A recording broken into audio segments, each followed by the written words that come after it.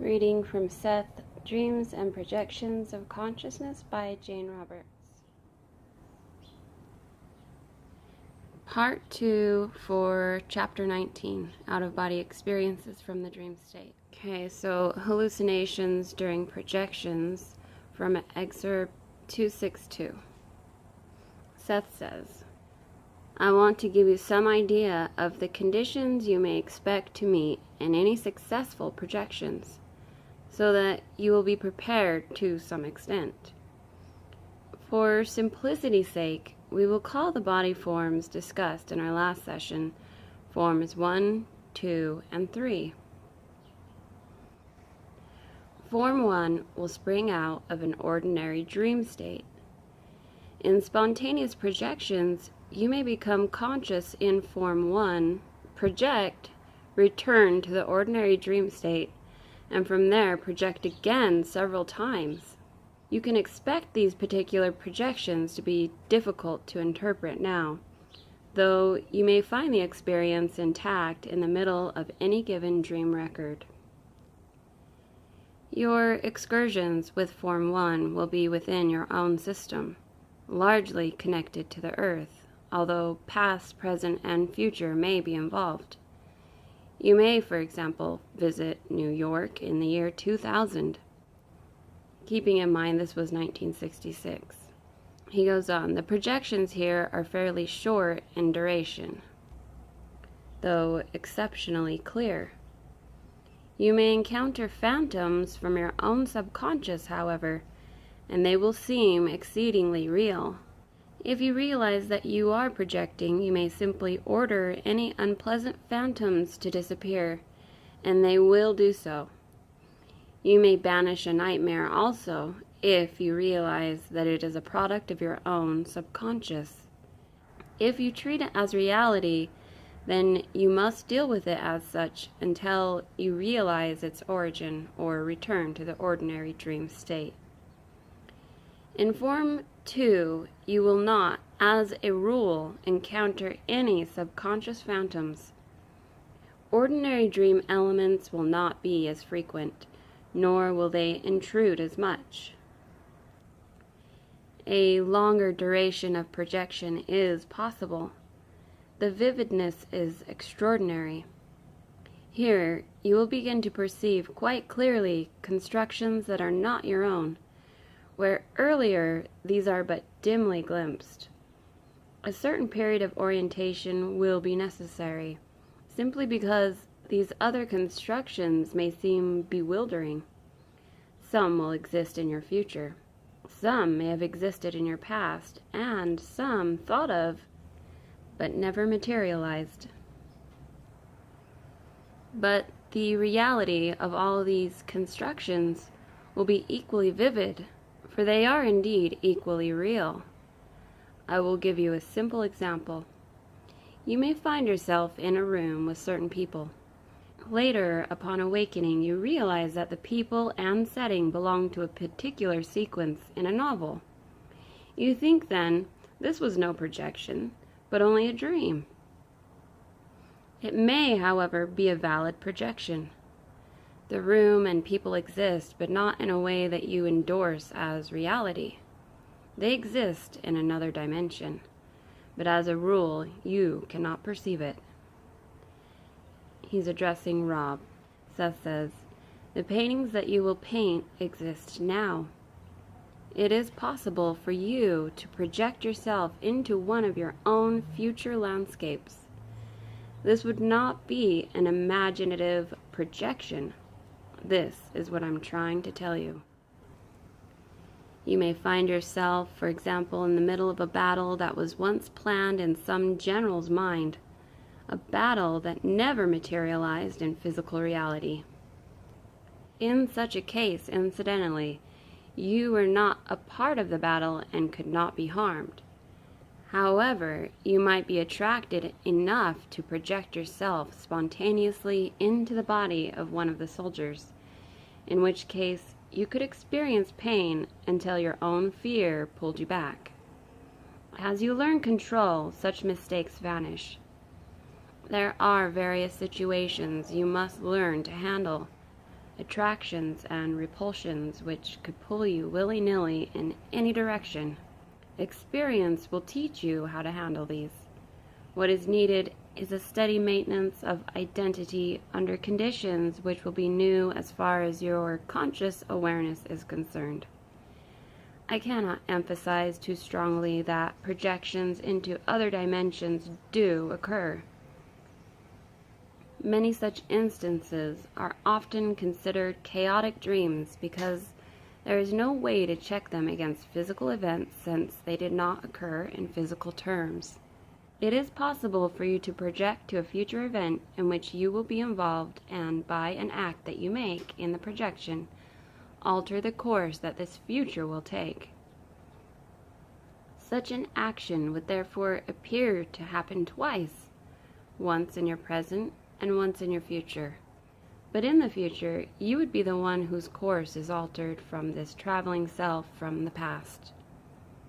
Let us take an example. While asleep, you project into 1982. There, you see yourself considering various courses of action. For a moment, you are aware of a sense of duality as you view this older self. You communicate with this other self, and we will go into this sort of thing more deeply in another session. In any case, your future self heeds what you say. Now, in the actual future, you are the self who hears the voice of a past self, perhaps in a dream, or perhaps in a projection into the past. Alright, right here Jane notes, and I have to read it, otherwise what Seth says won't make any sense. So Jane notes right here, a few days after this session, I tried my first deliberate projection nap, as I call it. Instead of going to my typewriter at 8 a.m. as usual, I lay down and set the alarm for 9:30. I gave myself the suggestion that I would go to sleep, recognize my state when I began to dream, and project my consciousness out of my body. Paper and pen were on the bedside table. I also closed the doors so I would not hear the doorbell or phone. I fell asleep at once. The next thing I knew, I seemed to be in a lovely garden that I had planted myself in some undisclosed past. Then I thought that I was wide awake, telling Rob about the dream. As I chatted with him, a nagging doubt bothered me. Was I really awake? Or was this a false awakening as described by both Seth and Fox, and which I had experienced in the past? I looked about the room. Everything seemed perfectly normal. It was difficult to imagine that I might really be asleep and dreaming and not awake. Yet I'd gone to bed to experiment, I knew, and to make sure I decided to take it for granted that I really was dreaming, despite the semblance of normality. If so, I should be able to project. So I got out of bed and went into the bathroom where I sat on a chair to think things over. Again, everything seemed the way it should be. Though the room did look exceptionally sharp, the details in brilliant focus. Could I be out of my body already, I wondered? If so, I should be able to levitate in this body, which seemed physical enough to me. Feeling rather foolish, I willed to levitate. At once, my feet and legs felt very strange, filled with a rustling sensation. There was a funny sense of inner shifting. Suddenly, I saw many mirrors, which I knew were not physical and didn't belong in the room. I was propelled through them with amazing speed. There were scenes within the mirrors and people moving about. I rushed through a series of such scenes. The traveling sensations were very real, indisputable, and somewhat frightening. I landed on a hillside. 2 women ran over the hills, and I followed them. I had no idea who the women were, but I decided to see whether I could leap from the ground in this state to the top of one of the hills. As soon as I thought of this, I sped up through the air to the top, then backward to where I had been standing. To make sure of my results, I executed the same leap once again. Here I experienced another false awakening in which I told Rob what was going on and explained the previous episode. Actually, I'd returned to the bedroom, I believe, still in astral form. lost the necessary focus of consciousness, and hallucinated. I left the room almost at once and appeared in a house supposedly owned by friends, Jack and Lydia.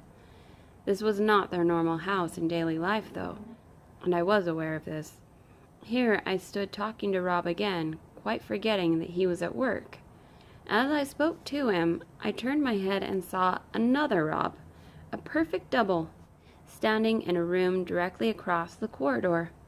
Amazed, I told Rob to stand where he was while I moved closer to the door to check my observations.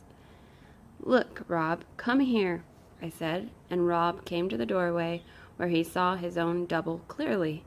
They stared at each other, the double looking as amazed as Rob was. Then I fell into a brief period of unconsciousness. I came to find myself back in the garden I had seen earlier. A woman beckoned to me. I recognized her instantly as Miss Lizzie Rowan, a neighbor of ours years ago, who had been dead for at least 15 years. Remembering her death, I was quite surprised to see her and even more intrigued by her appearance. Although she had been in her 80s when she died and in her 60s when I first knew her, she looked like a woman in her middle 30s. We carried on a conversation that I did not remember later. I fell into a normal dream, also forgotten before the alarm awakened me. The sensation of intense speed was very real at the beginning of the experience, and during the entire episode I struggled to retain a critical sense which I alternately achieved and lost. The experiment was a success, in that I was convinced I'd left my body from the dream state. But what about Rob's doubles and Miss Rohan? That night, June 1st, 1966, we had our 264th session, and in it, Seth made some references to my experience. Seth states, Rupert's projection from the dream state was legitimate, though his control was poor. The plants Rupert saw represented the books upon which he has worked and is working. The Lydia episode contained many ordinary dream elements. And addressing Rob, Seth says, "You were indeed present with Rupert in some of his travels, but you have forgotten. Rupert saw two of you. He saw your second form as described earlier in session 262. The other was Rupert's dream form of you, created by himself in the dream state. When you appeared in your form 2, he was conscious enough to recognize your arrival and then point out the dream image he had already created. You were able to see it also because of your own state. Now, when Rupert dreams that he has discussed a dream with you, in most cases he has done so, you both converse quite naturally in forms number 2. With enough traveling, these conversations can be recorded in both of your dreams. The amount of work to be done here is astounding, but you can both do this, and in so doing, you can increase man's knowledge of the potentials of the dream state." I'm going to stop here. It looks like we're going to have a part 3, so go to part 3. You'll be able to hear more on the dream body, inner senses, and projection in video 3 for chapter 19.